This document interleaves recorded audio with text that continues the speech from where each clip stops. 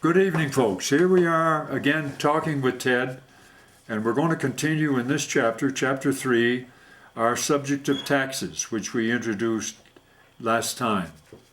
And we're going to try to bring us up into the modern age on the question of taxes. They had another nice thing up there in early Vermont. In the spring of the year, you could go out and bring your horses and buggies and work on the roads. And some of these roads went back to the 1600s. And the folks who lived there found that it paid to make what we call out here water bars. These were all dirt roads. To direct the heavy rains off the road and the melting snow off the road into the ditches so you didn't wash the road out. And in the spring of the year, when these folks would go out to work on the road to get credit for their taxes, they would dig the accumulated wash from the ditches and throw it up onto the water bar to build up the water bar and open up the ditches. Well, after doing this for decades, these water bars got to be built up pretty big. So big, as a matter of fact, and they were like a hump in the road, that when a team of oxen or a team of horses came up pulling wheat or lumber or logs, the team could rest on one of these water bars because it was kind of level. And the horses and the oxen would say, "Thank you, ma'am." So out there in Vermont, we call those water bar dams thank you, ma'ams. But they all were the result of people getting out there to work on tax day to keep the roads improved. In our state of California, ever since Prop 13, no politician has dared mention raising taxes. Good Charlie Brown, who was running for Congress in our district, did mention that he thought we should not continue the tax reduction for very rich people, which Congress had passed in the last two terms, and he got hell for that. So it's a very sensitive subject, and we had a terrible time getting our budget passed this year because a lot of people and organizations are making demands on the state. Our highways need attention, our schools need attention, but no politician dares mention raising taxes. So we use a device that we don't like in Vermont, of borrowing money by the billions of dollars.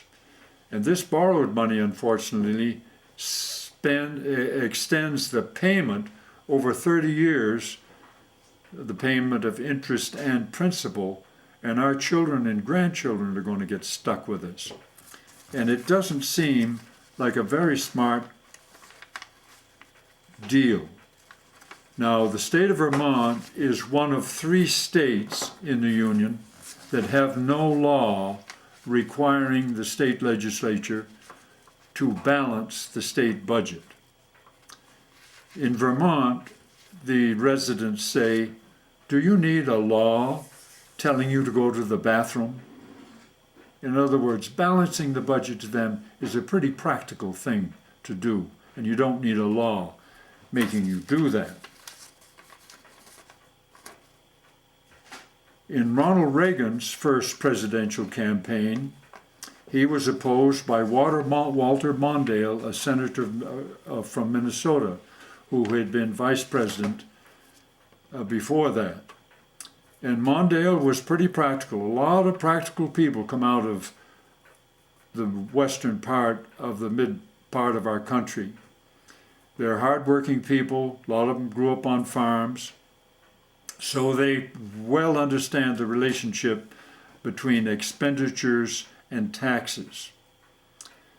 And Walter Mondale said, "Now, folks, if you want all of this service out of Washington, you're going to have to pay the taxes to pay for it." Well, the public didn't like that. Ronald Reagan said, "We're going to lower taxes, increase defense spending, and decrease the size of the federal government."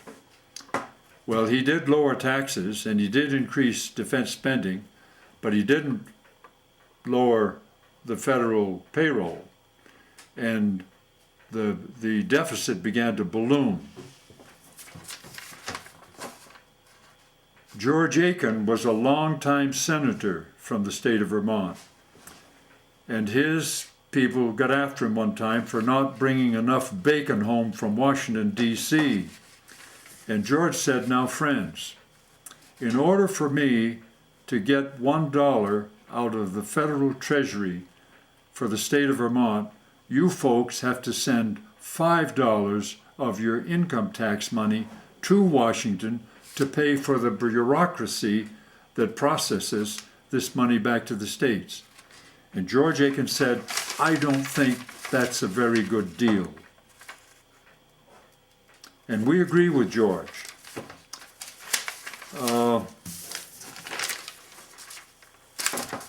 So we're concerned about the huge deficits we're building up in the country at this time and not having the courage to tackle this question of how many taxes we should levy.